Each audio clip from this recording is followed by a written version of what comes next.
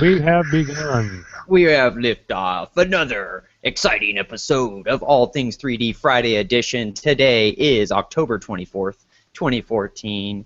This week in review, Mike and I, Chris Kopak, we are going to bring you up to speed, see what you may have missed this week in 3D.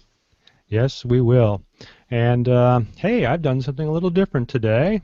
I've added a new program called vMix to the podcast or the Google Hangouts mix that allows you to, as you can see, do green screening. I haven't tweaked the lighting yet, so there's a little stuff going around the edges there, but it's better. And yeah, so pretty soon both Chris and I will be virtualized, and you'll see in a few minutes how this will be an advantage to you, the audience. So back to you, Chris. Sweet. Well, I guess we'll just jump right into the news items. How about that? Okie doke. Okay, so my first news item this week is going to be 3D Systems unveils their CubePro for $2,800, and yeah, this thing caught my eye. This is so a new printer on the market, fully enclosed, $2,800 they're claiming. You know, I covered that already, right? A few months back, I said, "Wow, look what they brought up," and we kind of talked about how. But this is they brought out the real details, so I figured I'd cover it. No, I'm glad you did. It's got 3 heads, the supported 70 micron layer height, and 3 separate heads on the printer, and it can print nylon, ABS, and PLA supported. And what's interesting is that most of the pictures of the prints look like renders. So even these ones kind of look like renders. So interested to see what people are saying when they actually get these in their hands. I'll be interested to see a real review. You can go over to 3dprinters.3dsystems.com and check out the videos of the CubePro desktop. And there's an overview. Here you can see it's got a 9.5 by 11 by 11 roughly build platen. So did I understand that correctly? 11 inches by 11 inches? Here it is with 3 direct drives. It's got triple color, triple material. Yeah. Obviously, you are stuck to using their proprietary cartridge system, which some have complained about. The Cube doesn't have a great reputation at this point, but who knows? Maybe this could change all that. So here's a print coming off, and I did notice, if you look here on the video and slow it real slow down, okay, I noticed some stringing coming off the side here, right, where the black is. I don't know if you can see that. Let's click on this. Let's see. Use your mouse. Yeah. So here you'll notice some stringing, and later on in the print, it's gone. So I don't know. You know, it's there's always some marketing involved in these kind of projects, and 3D Systems definitely a forefather in the whole additive manufacturing movement. But they do not have a great reputation for their FDM or personal FDM. But at $2,800, a triple extruder enclosed printer, I think they're definitely going to give MakerBot a run for their money. Okay. Well, if I might add to that, Chris, this has been one of the ones that I have been looking at seriously. And what's funny is that when they originally announced it back in May, it was going to be about $5,000. So obviously, it's come down in price. Maybe it's because of their earnings statement lately that they've got to do something with their pricing structure. The other thing, too, because I looked at it in more detail today, is that it's a tiered system. That $27.99 is for one extruder. It's closer to $3,800 if I remember correctly for on 3, which I mean is still not a bad price. And then, like you said, okay, what about their proprietary cartridges? They're $99 a piece on their website. The CubePro Trio is 4,400. Okay, 44. And how much is the double? Because maybe that's the one that I looked at. What does it say? 34. Okay, It's so $1,000 to add an extra extruder. yeah, so this is where they come in with a lowball price, making you think that you're going to get something great. So the tactics that they're taking make me wonder. You know, as you said, you showed a video where there was stringing and then it disappeared, and then some of those may be renders. I'm a little uncomfortable. It looks like a really nice product, but how much are they doing smoke and mirrors and having a little experience with some of the people at 3D Systems? Yeah, 3D Systems, they're good at some smoke and mirrors. I'll just say that. They're $100 a cartridge, so Yep. you're paying roughly 3 times as much, or yeah. Exactly, and then you're enclosed into their system, and some of the materials like their nylon they have on their website, but if you click on it, it's not available yet. So that's the problem, as you know, is you're locked into one person. If something new comes out, you know, unless you have the capability of respooling, and you know, who knows, they may have a chip in there, like on your system, that if you tried to tamper with it, it won't work. So I really hope they don't go that route, and they do make the design of their cartridges somewhat open source, but that has not been the case in the past. So it's really sad that you looks like going to have a good product, but are going to cripple it by providing proprietary cartridges and then misleading the audience with this lowball price that that may not be the actual price when you get done with it. So you come to that kind of conclusion as well, Chris? And plus, you talked about their not their support and on their higher end stuff not being where it should be at. So so they're saying that you can actually use PLA as your support material, and then put that in a hot water bath for 48 hours, and it will weaken the PLA to where it can be lightly scraped away. Yeah, but if you go to their what do you want to call it, accessories page, they sell a ultrasonic vibrator for, I think it was $1,000 or $1,500 for that. $1,300. Well, that's still a lot of money. I mean, again, it's a large chamber.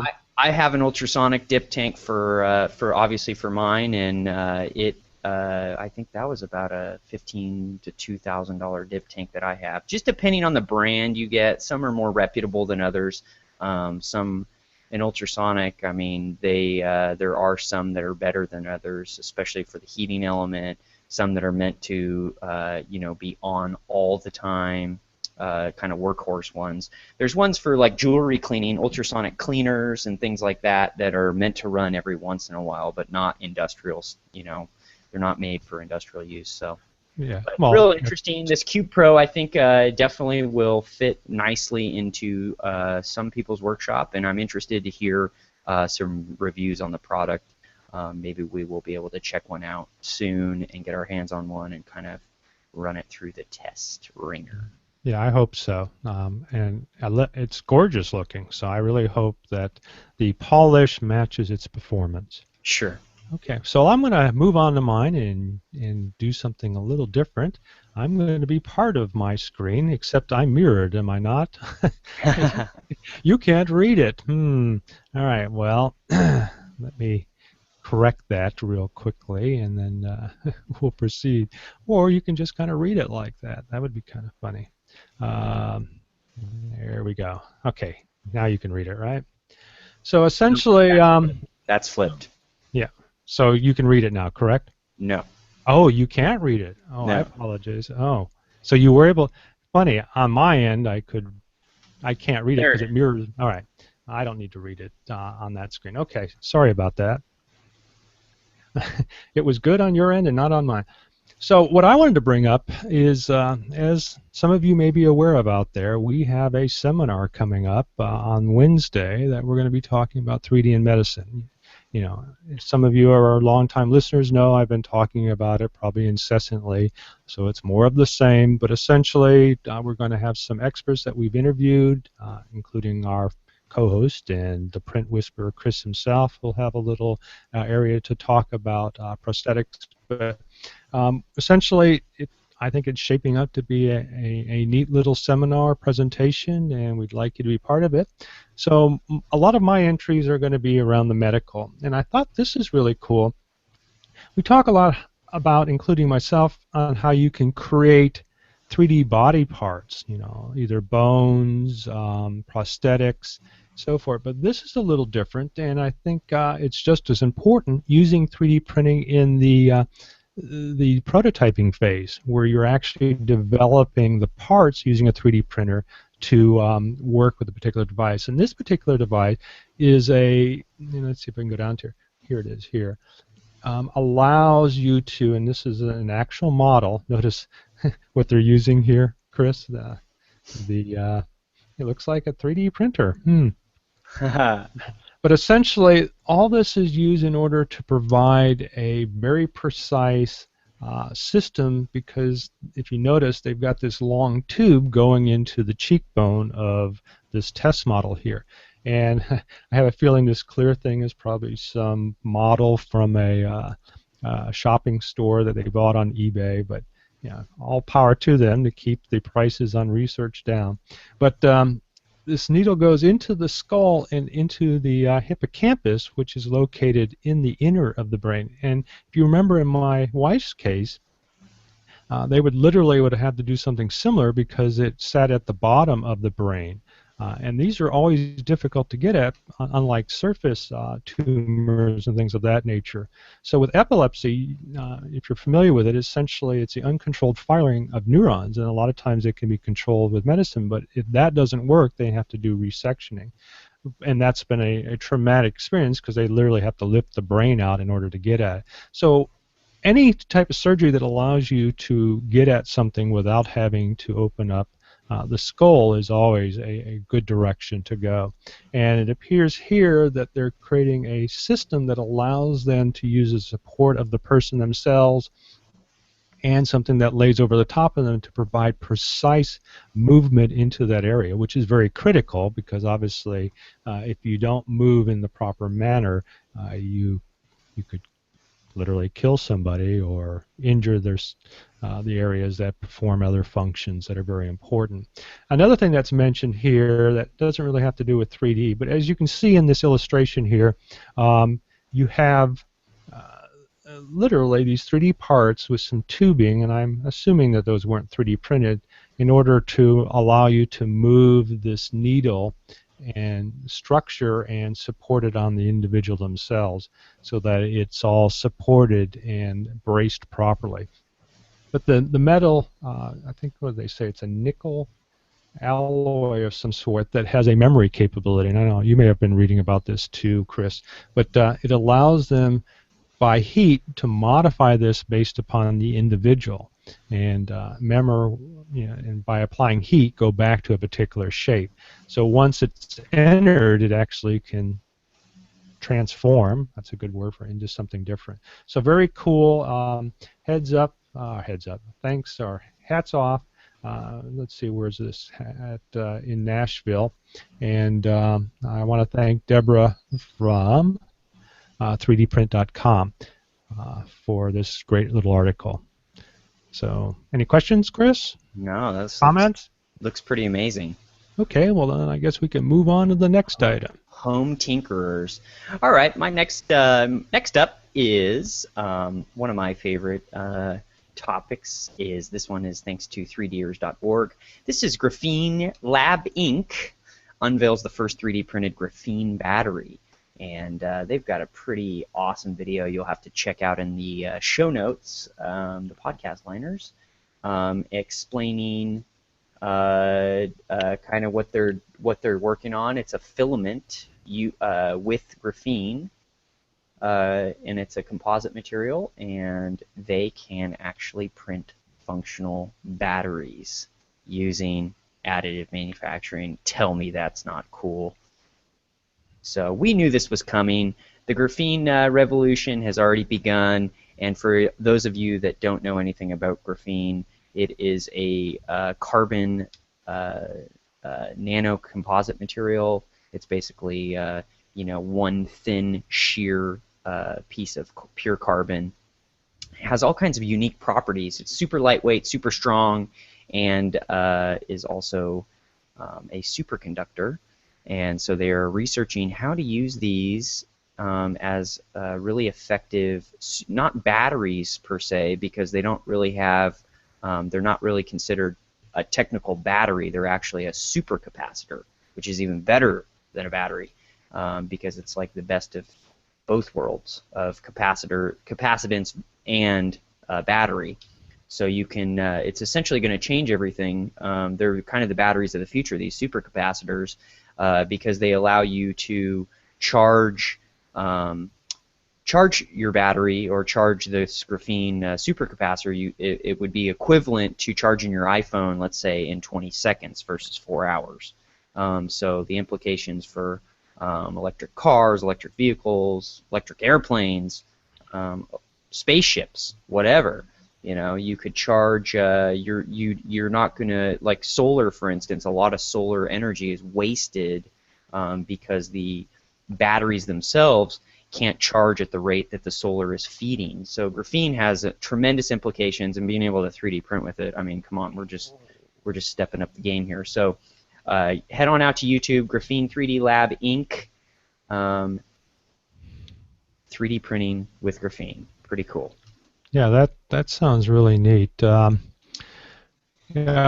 I've read some articles, and as you were talking about the supercapacitor, and one of the deficiencies or downfalls of supercapacitors is that, even as you mentioned, the advantage is a quick charge, but they don't hold that charge or have the current capacity of your standard batteries. So, as you said, having other materials that reach superconductive capable, which means that your plates don't have resistance themselves, which actually the resistance is what creates the heat.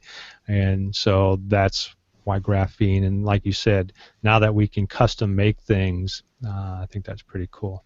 Yeah, you could actually 3D print your battery directly into the body of whatever you're printing. You could do all kinds of tricky geometries now, you know, that you, especially when these dual extruder, triple extruder printers are kind of getting fine-tuned now. We're seeing a lot of that right now. A lot of dual extrusion coming onto the market. The software is starting to finally get better, even the open source tools. So I think what we're going to see is a major leap forward with materials like this. This is going to be huge. Yep, totally agree with you.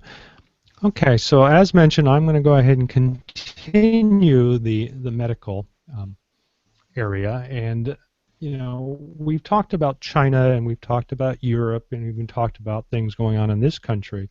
But you know, one of the areas that I haven't heard a lot about is India themselves, or the Africa or the Middle East areas of the world. And it appears that there has been a, not necessarily a prosthetic made per se from 3D printing, but kind of a template that was created in India for a man who had cancer and had a lot of it removed. But the problem is, I guess, through the continuance of radio active treatments, his mouth seized, and he had only a small opening, and because of that, he obviously couldn't talk or was starting to have problems in eating. But more importantly, they couldn't open his mouth enough to actually fit him with this prosthetic here. It's the item in red. It's a wax-based thing. So what they did is they took his CT scans and 3D printed his skull, and this was actually a collaboration between, let's see if it says here, between this Indian and German 3D printing company called DF3D, and they also turned to Osteo 3D to help in the printing process as well. But essentially, if you looked at the model up here, it doesn't look very finished. I'm thinking, boy, they put that in his head, but no, it was only used as a template to actually create the waxed and tooth material, which they're now showing in the picture here. Well, actually, here's a full picture of it. So they were able to design this using the CT scan 3D printed skull, similar to what I did, in order to make it and conform it to the exact details of the man. And then once that was done, they didn't have to do anything other than put it back in. And then here's a picture of the hole that was actually the area that was removed of his skull, which is fairly large. And then the picture of the man now. So happy guy. So it's nice to see this area really moving forward. And again, it wasn't because they put something into him that was 3D printed, but used it as a guide to shape the prosthetic that was put into it because they had no other means. So another cool and happy story in the medicine world. Back to you, Chris. All right. Well, next up is a pretty interesting one. Microsoft is just unveiled. You can head over to Kinect for Windows on YouTube and check out what Windows has been doing in their latest update for Kinect. They have just announced and released a update to Kinect that allows 3D scanning built in. So and it's pretty straightforward software. They're claiming that it's faster. It's 30 frames per second, and they have a demo of the software, and it looks like it works pretty well. So I think it's free and they actually have a 3D app builder that they announced for developers, software developers, and so I don't know if they're working with some of our friends from Skinect or not, but they have kind of come up with their own version that's just part of the standard Kinect software. So more than likely, they're not working with the people from Occipital. But what's important about this is they mention it as Kinect, and go ahead and keep that up, Chris. But it is not just the Kinect, but it's the Kinect 2, which is a higher resolution version with a higher resolution color camera, as they mentioned here, the version 2, which is very important, and it's actually down to less than $200 or something like that. Because the previous version, like the Asus Action and the other product by PrimeSense, was the first generation. So we're actually looking at a second generation product. So right. I'm really excited about that because I have a Kinect version 2 just waiting for an application. It looks like Microsoft is delivering. And they just announced their version 2 SDK and their version 2 you can get that over at the Windows Store. Kinect for Windows at connectforwindows.com. Yeah, and actually they've had the SDK for some time, but nobody has really developed anything for it yet. They had a closed system in the beginning, and you had to literally buy into it, which I kind of held off, and I think a lot of people did. But we're now starting to see not only this, but using it, which is what I wanted to do, to provide movement controls, so that if you're wearing your Oculus Rift, you could have this in front of you, and then it would control your movement in that virtual world. And that's kind of why I bought it, so that I can experiment with that. And yeah, well, really cool. I was thinking, man, I've run out of items. I hope Chris covers that, and he came through again. Yay! Yay. I didn't even read about it. I was going to say I'll hold it for later. But thank you, Chris. Appreciate that. Yeah.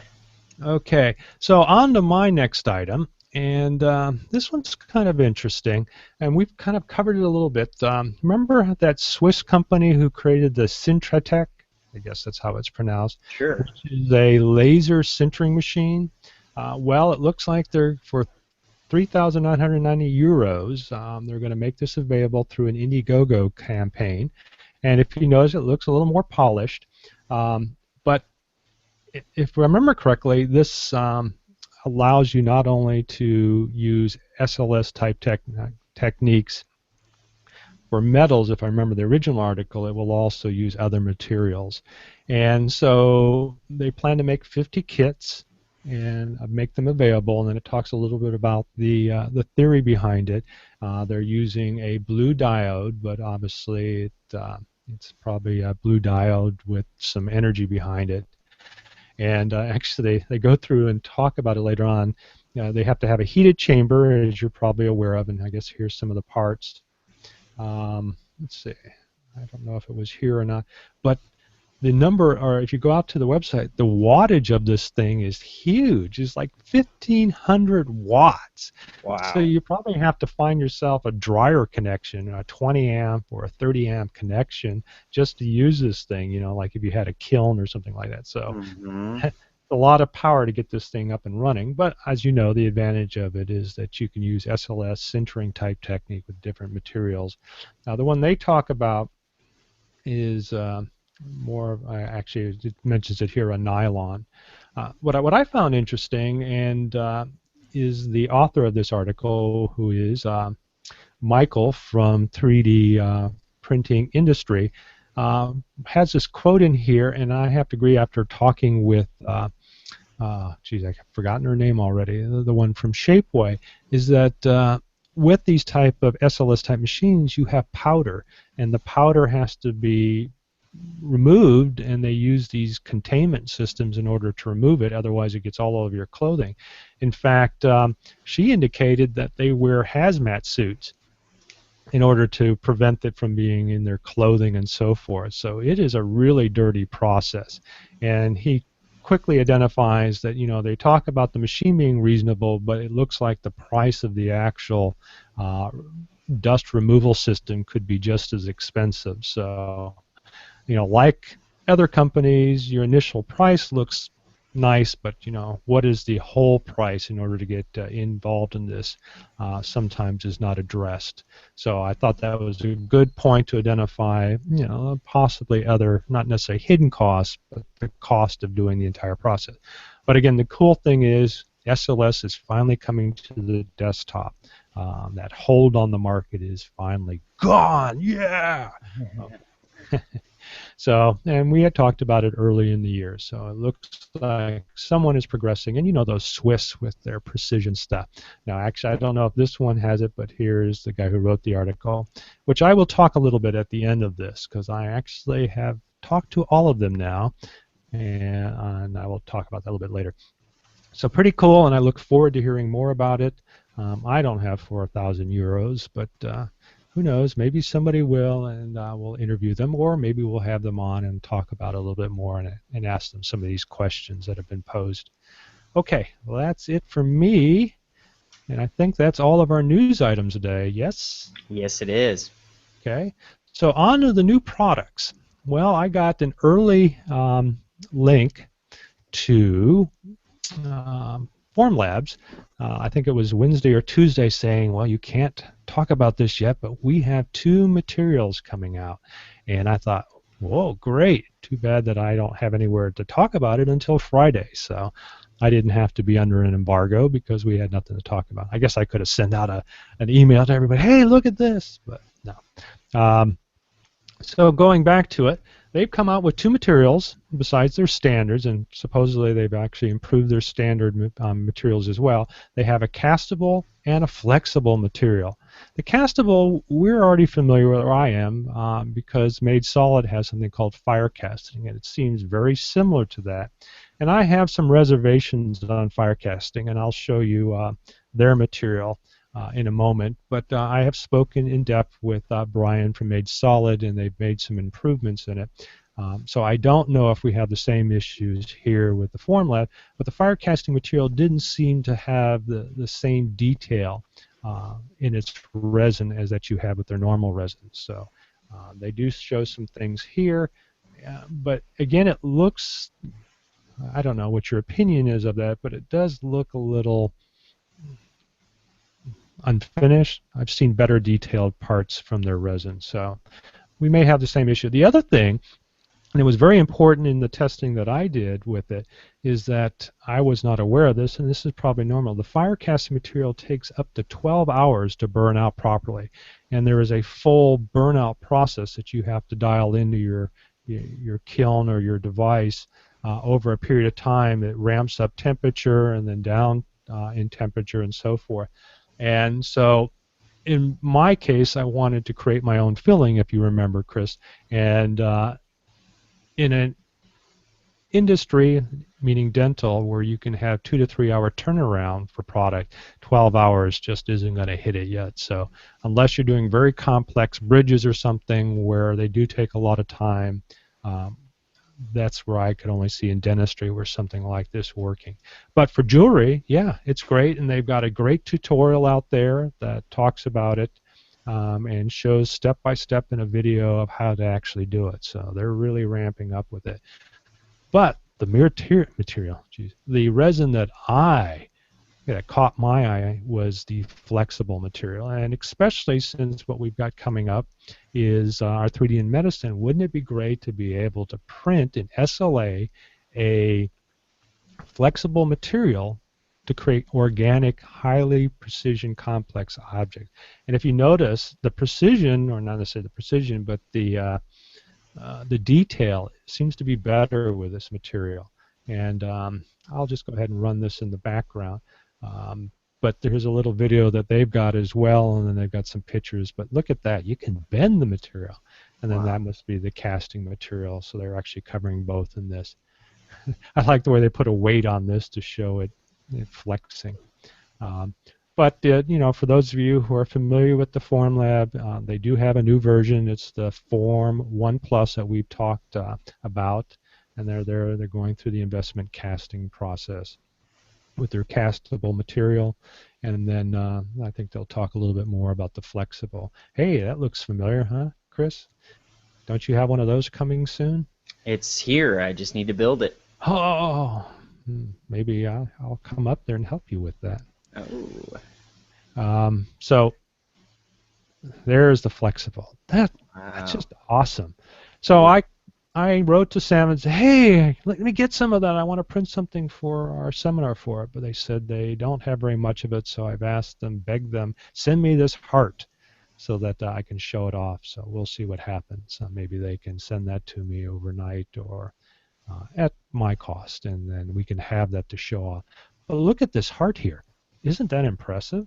It is very impressive. And it's flexible. So, I was thinking, we've worked with some other materials that are flexible, but man, to be able to use SLA with a flexible material, I'm just beside myself with this. And then as they show here, the surface finish.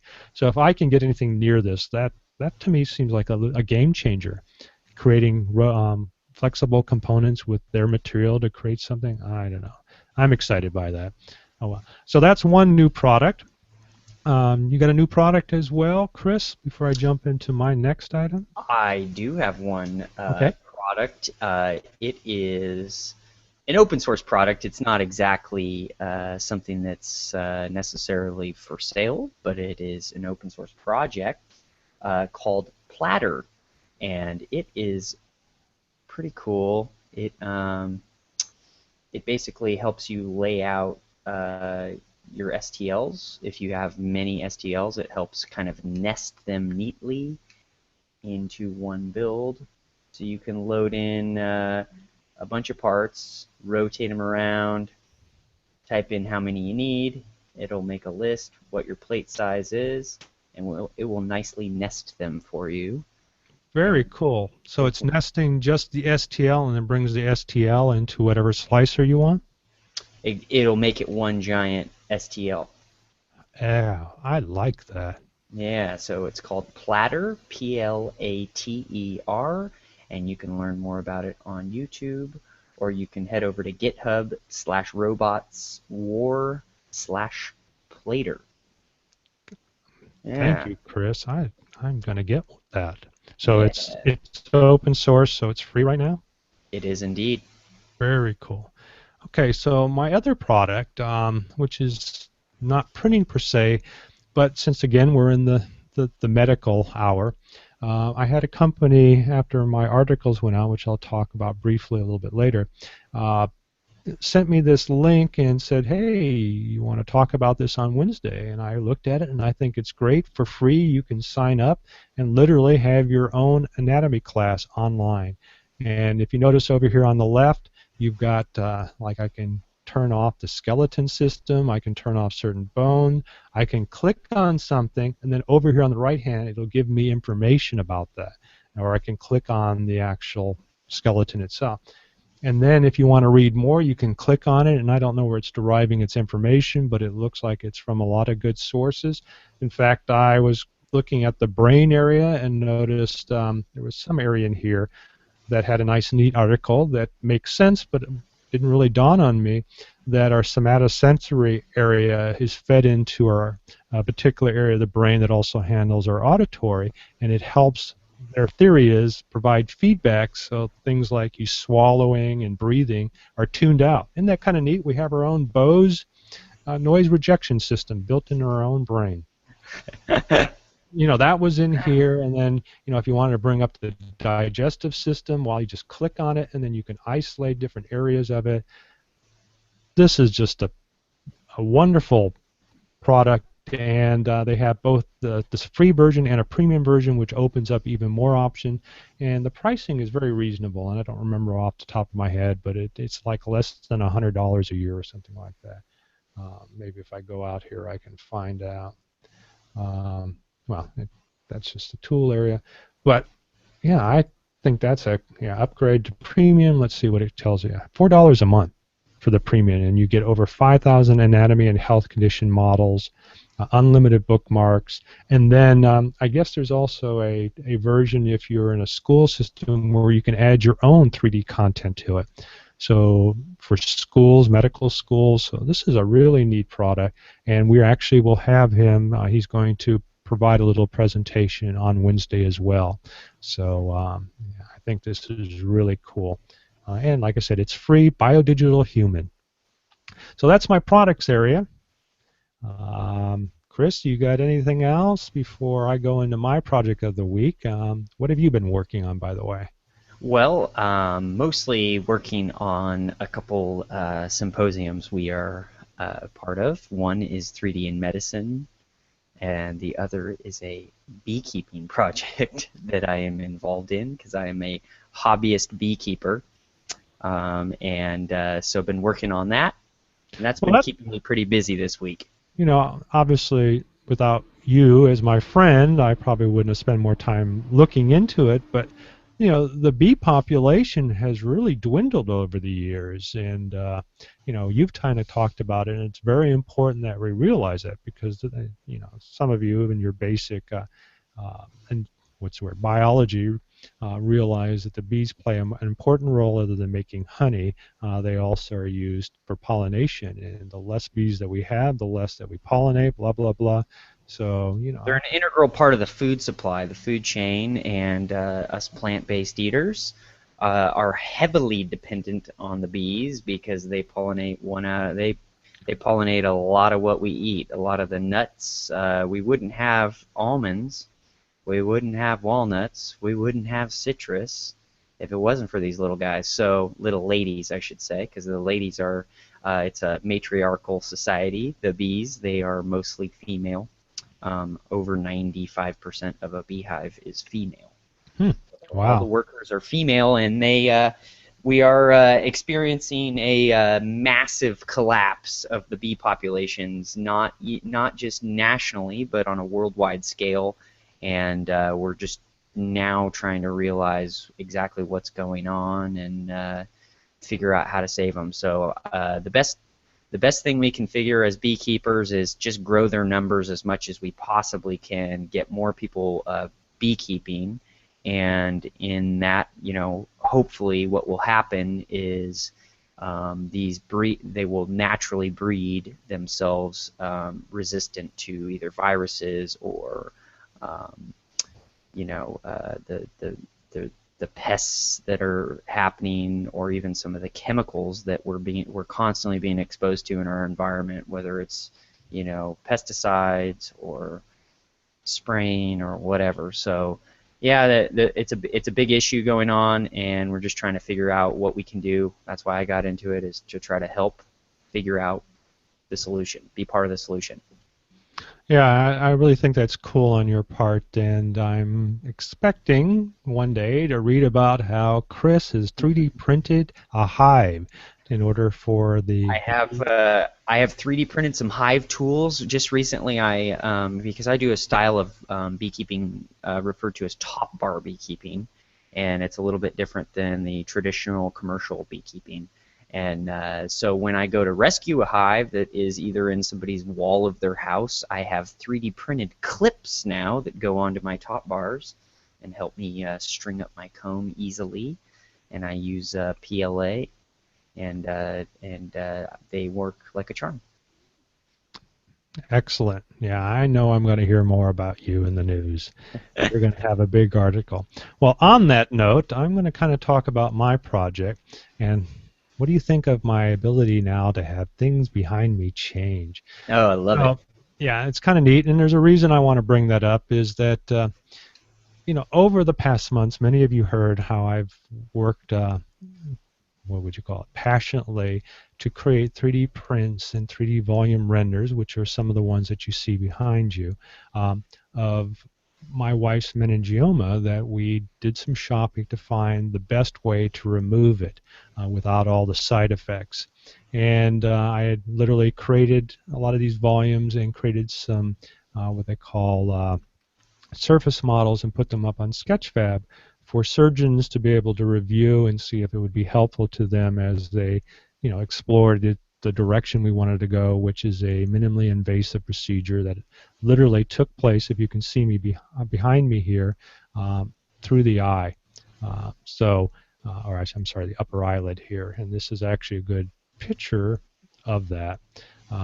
So it was a massive 4.2 centimeter meningioma, and they refer to it as a bony meningioma, that required 8 hours of surgery to use a micro Dremel type tool to literally drill out the whole component. And it it sounds like a lot, and it was a lot, and it took her a little while to recover. But the great news is she recovered in 3 weeks, was back actually doing some therapy, and from there, if you go out to some of the articles, which is the next point, you'll see a lot of the images that were put together and on Sketchfab of before and after. And, Chris, you've seen her. She doesn't look any different now. Women, I shouldn't say women, I'm also a little vain myself, have a tendency to know our faces better than anybody else. And anything that changes on them, we really looked at them in detail. And there, in my opinion, I can't really tell the difference. But if I look a little closely. But for the most part, if you looked at her, you would know nothing has occurred. There is no vision issues at this time. There is no deformity at this time, which is all a huge plus. And again, hats off to UPMC for having such forward-thinking surgeons and really taking the time. I think the people at Johns Hopkins, realizing that it was going to be a difficult procedure, kind of bowed out in that direction. In fact, I can't actually mention his name, so I thought UPMC identified that it was a long, challenging process. So again, hats off to them. And while I'm on the subject, we do have a seminar coming up, and I've said this over and again, on Wednesday. So if you have nothing better to do, you can join us live 6 to 8 p.m. Pacific Daylight Time, because it won't be under the change of daylight time, savings time or yet, which is that weekend. So we're still under PDT, and if you're on the East Coast, obviously there's a 3-hour difference, so it might be a little late. The nice thing is we're going to use Google Hangouts on air, and it will be available on YouTube, and I'm really looking forward to it. Little anxiety because I'm getting a lot of people who are wanting to look at it. So if you got nothing better to do, look into that. So from there, I would like to go into the print whisperer. Looks like Chris has got another good thing to talk about, and then we'll wrap it up with what's going on in other events. And I'd like to talk about some of the authors of some of these other great blogs that we take information and use on our blogs, our own podcast as well as read. I know there have been great sources, so I'd like to talk about them and give them a hats off to. So go ahead, Chris. The All print right, whisperer. my print whisperer tip for the week is how to get your Z height set correctly. There's a great guide over here. This is our friends over at Lulzbot Aleph Objects here out of Colorado. They have a really great guide on their download.lulzbot.com server, how to calibrate their TAS4 printer, which is a printer that I plan to add pretty quick to my lineup of printers. And on page 7 of a PDF on how to set up their TAS4, they have a tip on how to set your Z height so that you get optimal prints. And if you look over here to the left, if you can see my screen, you see very low, low, perfect high, and very high. And what you want to do is you want to be right in that perfect range when you are setting your Z height off the bed, because that first layer is what decides the quality of the print for the rest of the print. So it's really important to get that first print right, and the only way you're going to do that is to get perfect adhesion, perfect height, and right there, that's what you're looking for. That's my print whisperer tip. Get that Z height dialed in, and just head on over to Lulzbot, lulzbot.com, and you're looking for the TAS4 documentation. It's on their quick start guide, Rev 5, and it's on page 7. And you'll see a picture down to the left-hand side, and we'll have a link for you in the show notes.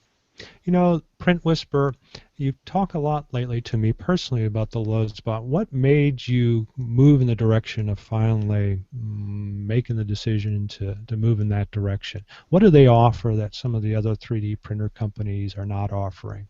So one of the things I really like about Lulzbot is it's open source. They're part of the open hardware, the Libre hardware movement. So they have their source files online. That's one thing. So if I want to make an upgrade, or if I need to print a replacement part, I can very easily print a modification or something I can design in SolidWorks. Most of their models are already in SolidWorks, so I can pull something into SolidWorks and I can make a modification right on there. Bam, done, and make that printer better.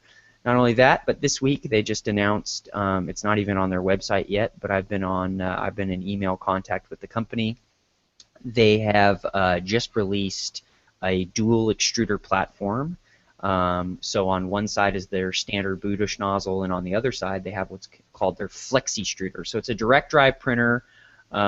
These TAS printers are direct drives. And they also not officially have announced, but they're on Cyber Monday apparently going to announce a new printer called the TAS Mini, which is a fully enclosed printer with auto bed leveling. And it's got about a 6-inch by 6-inch by 6-inch build platform.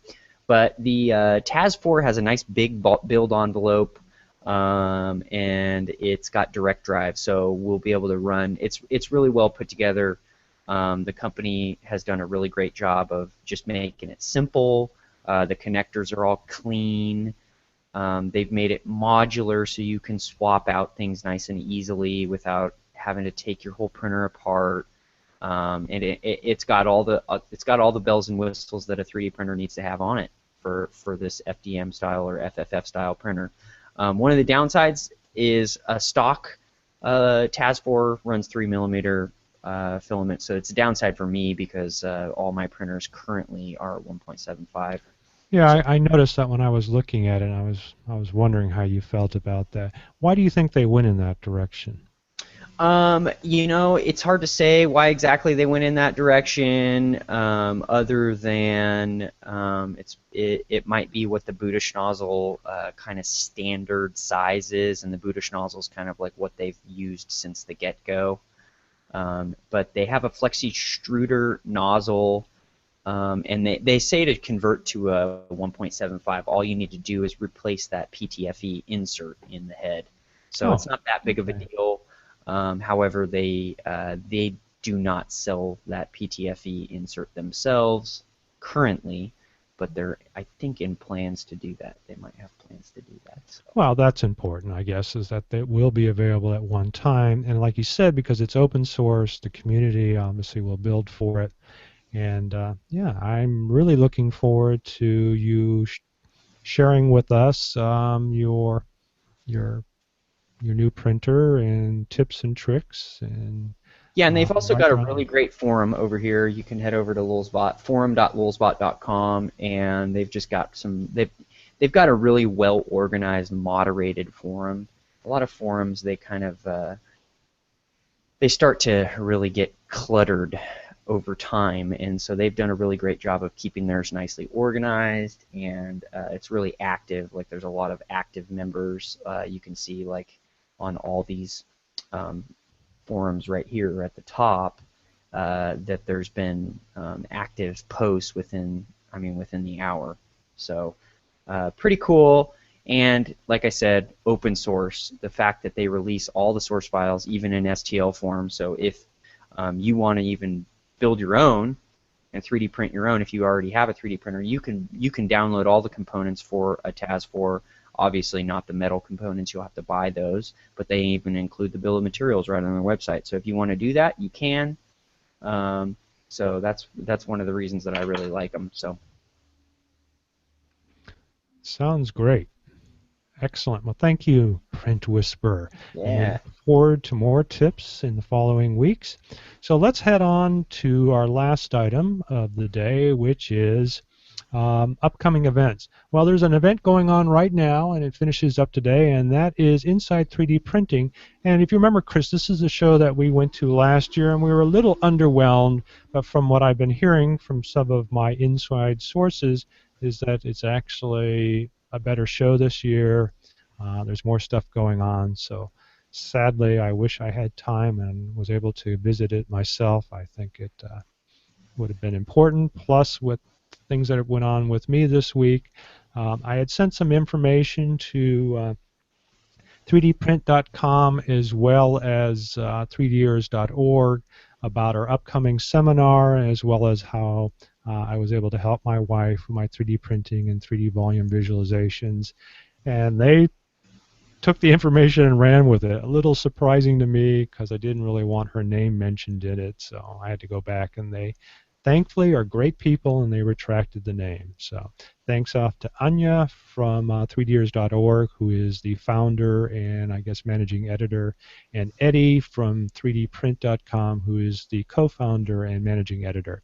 So with that, I've kind of built a rapport with them now, and we probably will have them on as our guest crashers in upcoming episodes because, you know, we're only a tag team of two little guys, not little, but on the on the Central Coast, and it really is nice to have a rapport with some of these heavy hitters with obviously a little bit more money than we have and have them on to talk about things. So Eddie was gracious enough to write to me and tell me what's been going on there.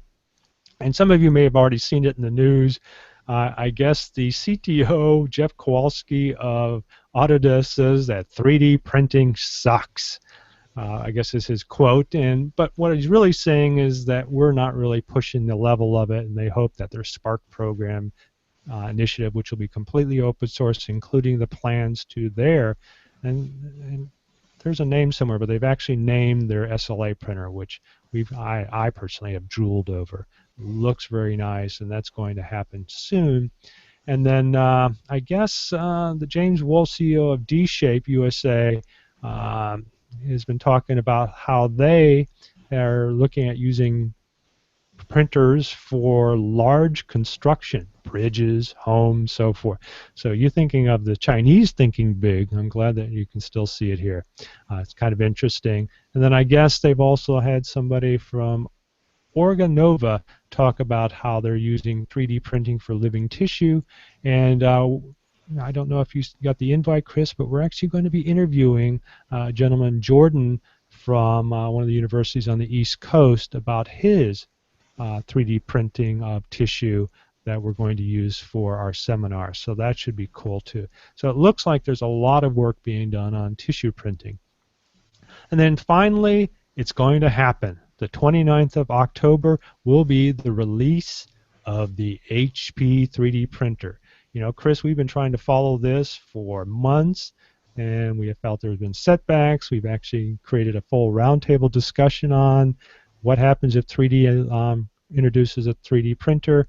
and I'm sorry, did I say that wrong? HP introduces a 3D printer, and it looks like it's finally going to happen next week. Next week. At So, least a computing platform, they're saying. yeah, but at least it's something. All we've Right. been alluded to is, yeah, we're doing something. So, Right. good to hear that. The other event that's coming up, and I think it'll be a little chilly, so make sure you bring a heavy coat, is in Moscow, 23rd and 25th, is their 3D Print Expo. So that should be fun to cover. And I'm not even going to try and imitate a Russian accent. I said I wasn't going to. I apologize. But so that's about it. And boy, we're right on time, actually, a few minutes early, Chris. And we put in our hour. And I guess that's it for me. So if All you would right. like to finish it off for us. Thanks to all our listeners. Thanks to Mike. And thanks to 3ders.org, 3dprint.com, and all our gracious content creators out there, all you makers. And this has been Week in Review on all things 3D. We'll see you next week. Okay, great. And don't forget our seminar on Wednesday, a little more promo, and you can go out to 3dinmedicine.org to find out more information and sign up for it. So thank you and bye.